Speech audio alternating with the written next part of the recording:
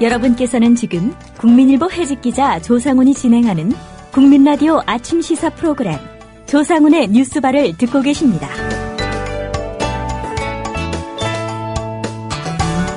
네, 금요일입니다. 영화 속 실화 이야기 영실이 코너로 가보겠습니다. 언제나 우리 옆에 있지만 그게 너무 당연해서 가끔씩 의미를 잊고 마는 사람, 네, 바로 가족의 의미를 그 어느 때보다 절실하게 돌아보게 되는 요즘입니다. 그런 영화 한 편 오늘 소개해드리겠습니다. 어제 개봉한 다큐멘터리 영화입니다. 아버지의 이메일이라는 제목의 영화입니다. 오늘 또 최광희 영화평론가 스튜디오에 모셨습니다. 안녕하십니까? 네, 안녕하세요. 예. 네. 일단 아버지라는 네. 이 단어 좀 와닿습니다. 곧 가정의 달이기도 한데 네, 특별히 이제 요즘 가족의 의미 많이 되새기지 않습니까? 그렇습니다. 신뢰가 되지 않는다면은 조상훈 앵커께서는 아버님이 부친께서 지금 생존해 계신지 자꾸 하셨죠. 자꾸 하셨어요? 예. 언제 자꾸 하셨나요? 2006년 3월이었으니까요. 아, 예. 그러면은 뭐 한 8년이 지났습니다. 8년 정도. 예.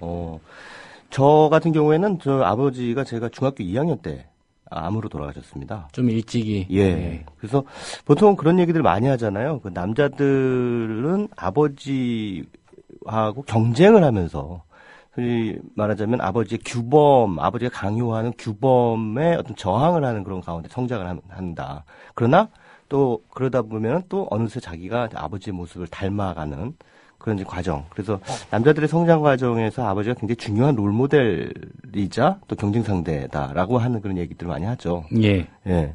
그 아들들한테는 그런데 이제 딸들한테는 아버지가 어떤 또 존재일지 또 궁금하기도 해요. 근데 뭐 들어보니까 어줍잖게 이제 주워 들은 얘기를 이렇게 말씀드리자면은 딸들은 아버지가 일종의 그 남성의 이상형을 어떤 형성하는 그런 그 존재라고들 합니다.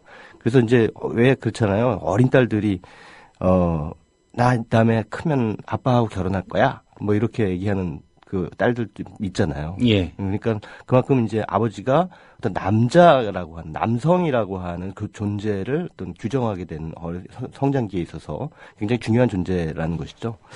그런 면에서 사실 그 아버지가 사람들에게 주는 어떤 존재감이라든가 영향력 이런 것들은 뭐 무시할 수 없는 것이 분명합니다. 어머니만큼이나 거대한 존재가 바로 아버지가 아니겠습니까? 특별히 또 딸들에게 더 네. 그렇다는 말씀이죠. 아들뿐만 아니라 딸들에게도 그 마찬가지로 큰 영향력을 미치는 존재가 바로 아버지가 아닐까. 예. 네, 저는 이제 그렇게 생각이 되는데요. 특별히 그러니까 와닿는 그런 예. 신뢰가 있습니다. 예, 어떤 예. 신뢰? 박근혜 대통령. 네. 이 영화, 어제 개봉한 아버지의 이메일이라고 하는 영화에서의 그 감독은 여성 감독입니다. 홍재희 감독인데, 홍재희 감독이 자신의 아버지 얘기를 하고 있는 그런 작품입니다. 다큐멘터리인데요. 예. 홍재희 감독이, 사실은 아버지의 그 생전의 상황을 우리가 보여주니까, 아버지가 지금 살아계신 게 아니에요. 그러니까 아버지가 돌아가셨어요, 이미.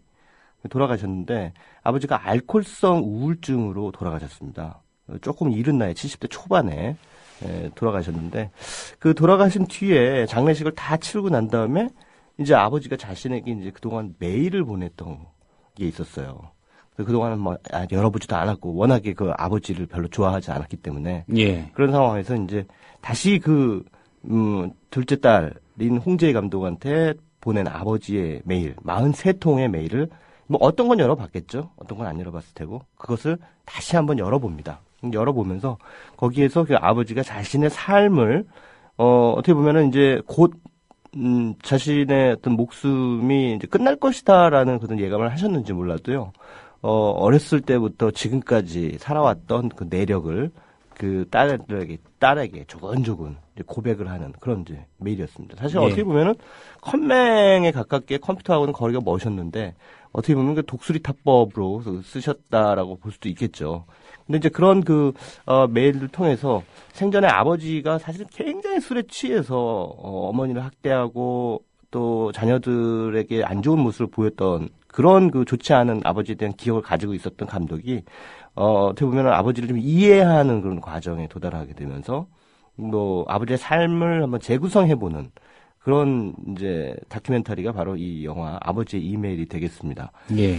그냥 재구성한다면은 사실 고인이 된 분의 삶을 어떻게 재구성할 것인가. 이게 굉장히 좀 다큐멘터리스트로서는 딜레마가 될 수 있겠죠. 방법론적으로. 그래서 여기에는 다양한 인터뷰가 등장하는데 그 인터뷰라는 게 다른 게 아니고 바로 어머니, 자신의 아버지인 고 홍섬섭 씨의 아내죠. 예. 어머니의 인터뷰. 또 언니, 홍주희 씨의 인터뷰, 그리고 동생 홍준용 씨의 인터뷰, 이런 그 가족 구성원들의 인터뷰를 통해서 아버지의 생전 모습을 이들이 어떻게 기억하고 있는가를 이제 접근에 들어갑니다. 예, 최 선생님이 지금 준비하신 자료에 보면 네네. 출연진에 홍재희 감독이 당연히 있고요. 네, 그렇습니다. 홍주희, 홍준용, 네. 가족인가 보다라고 제가 추정을 했는데 네. 언니고 남동생이군요. 그렇습니다. 예. 이렇게 해서 이제 이 가족들의 증언을 통해서 기억되는 아버지의 모습은 결코 아름답지 않아요. 정말 인정하고 싶지 않은 아버지의 모습. 예. 여기저기 맨날 밖에도 안 나가고 맨날 집에서 술 가져와 해가지고 술만 푸시고, 또 술 취하면은 아내를 구박하고 학대하고, 애들 들어오면 애들 패고 막 이런, 진짜 정말 뭐라 그럴까요? 좋지 않은 아버지의 전형이라고 할 수 있겠죠. 그렇게 이제, 그래서, 특히나 언니인 홍주희 씨 같은 경우에는 이 아버지에 대한 기억 자체를 그냥 지워버리고 싶어 하는 그런 사람이에요. 어머니도 치를 떠시죠. 예. 그런데 이 이메일들을 가만히 보니까 이 아버지가 그렇게 된 데는 어떤 맥락이 있더라는 거죠.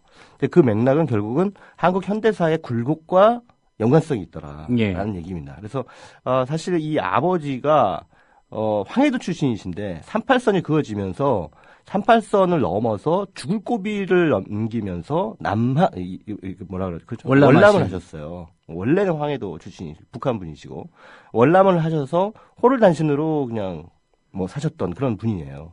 이제 그렇게 힘들게 사셨는데 아마도 북한에서 정권이 수립된 뒤에 인민군과 관련해서, 특히 북한 정권과 관련해서 가세가 좀 기우는데 영향을 좀 받았던 부분이 있었던 것 같아요. 그래서 이분이 남한으로 이제 월남하셔서 굉장히 열렬한 반공주의자로서의 어떤 신념을 가지고 사셨습니다. 예. 근데 이런 가운데 이제 돈을 벌기 위해서 월남전에 이제 나가게 되죠.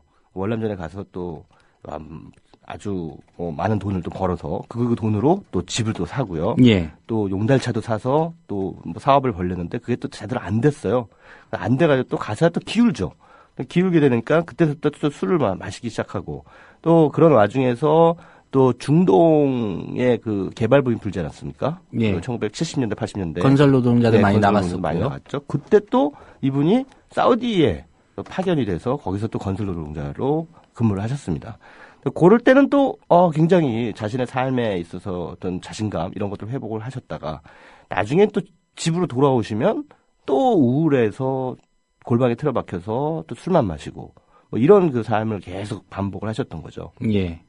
그래서 이 감독은 바로 그런 아버지의 어떤 생전의 모습들이 한국 현대사의 굴곡과 결코 무관하지 않다라고 하는 것. 그러니까 분단, 그리고 6.25 전쟁, 또 베트남 전쟁, 또 이후에 88 올림픽 등등, 또 재개발 붐, 예. 이런 것들이 아버지의 삶에 굉장히 거대한 주름을 만들었고, 그 주름이 아버지에게 상당히 깊은 상처를 입히면서 그것이 이제 알코올 중독 또는 우울증으로까지 이어지게 되는 상황을 만들어 놓은 것이 아니냐라고 하는 어떤 그런 해석을 내놓고 있는 것이죠. 예. 사실 모든 가족사는 가족 개인들의 문제이라기보다는 사실 어떻게 보면 좀 큰 틀에서의 어떤 시대성이라든가 역사성과 뗄 수 없는 불가분의 관계가 있잖아요. 그렇죠. 어떻게 보면은 집안 내에서도 원수들이 있고 가해자가 있고 피해자가 있고 막 이러지 않습니까? 서로 막 얼굴 붉히고 핏대 올리고 싸우고 이러는데 가만히 들여다보면 집집마다 다 그런 사연들이 있어요. 특히나 우리 한국 근현대사 같은 경우에는 더더욱 그 집안 내에 그러한 문제들, 이 홍재희 감독이 가지고 있었던 이 집안처럼 바로 그런 문제들이 도사리고 있는 집들이 꽤 많습니다. 심심찮게. 예. 저희 아버님도 사실은 징용 일제 때 징병이죠. 징병을 당하셔서 태평양 전쟁에서 일본군으로 참전을 하셨다가 돌아오신 뒤에 먹고 살 길이 막막하니까 이제 군대에 입대를 하셔서 거기서 포병 장교까지 하시다가 좀 부끄러운 아버지의 과거이긴 합니다만 사병들의 그 월급으로 그 도박을 하셨어요. 그래서 도박을 하셔가지고 다 날리시는 바람에 탈영을 했습니다. 예. 네, 30대 초반 장교 때 탈영을 하셔서 그 다음부터는 이제 평생 도망자의 신세가 돼서 어디 회사에 취직할 수도 없고 그래서 사실상 한평생을 실업자로 사셨던 그런 분이에요. 그래서 나중에 조금 일찍 위암이 걸리셔서 돌아가시긴 했습니다만 그런데 그러다 보니까 이제 집안은 어머니가 책임을 져야 되고 어머니가 책임을 져야 되니까 어머니가 좀 악다구니를 쓰고 자식들한테 이런 상황이 벌어지니까 자식들은 평생 생전에 부모님을 기억할 때 어머니는 굉장히 악처였고 악랄하고 좀 이렇게 신경질적이고 이런 분으로 기억을 하시고요. 아버지는 비록 실업자였지만 굉장히 호인이고 인격적으로 훌륭하신 분이었다. 인품이 좋은 분이셨다. 이렇게 기억을 해요. 근데 사실 따지고 보면 그거는 아버지의 무능력이 만들어낸 어머니의 어떤 그 모습이거든요. 예. 어떻게 보면. 근데 그렇게 된 건 또 한편으로는 아버지에게 그러한 삶을 강요한 한국의 현대사라는 게 또 뒤에 배후에 존재한다는 것이죠. 예. 그래서 결국 제가 드리고 싶은 말씀은 모든 가족은 역사와 불가분의 관계에 있다라고 하는 측면을 이 작품 아버지의 이메일을 통해서 한번 확인해 보시고 우리 가족은 그렇다면 과연 우리 한국 현대사의 굴곡을 어떻게 통과해 왔고 그 안에서 우리 가족 안에 어떤 상처가 지금까지 남아있고 그것이 우리 관계, 가족 구성원 내의 관계에 어떤 주름들을 만들어 놓고 있고 이런 것들을 좀 생각해 보실 기회를 가지시는 게 좋을 것 같습니다. 예.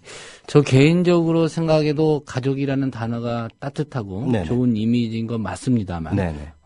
어떤 가족이든 어느 순간에는 또 이별을 해야 되는 그런 시간들이 다가오지 않습니까? 그렇죠. 예. 예. 그런 되죠. 네. 순간에 되돌아보면 네네. 이 가족사라는 게 정말 기쁨과 환희로만 가득 찼다. 네. 이렇게 느끼기엔 좀 이 가족이라는 단어가 주는 의미가 좀 무겁게 네. 느껴지기도 그렇습니다. 합니다. 예. 소중한 존재가 가족이지만 결국은 또 이별할 수밖에 없는 존재가 가족이기도 하죠. 예. 네. 오늘 최광희 평론가께서 소개해 주신 아버지의 이메일 보시면서 가족의 의미 다시 한번 또 되새겨보는 그런 시간 가지셨으면 합니다. 오늘 말씀 잘 들었습니다. 네, 고맙습니다. 국민라디오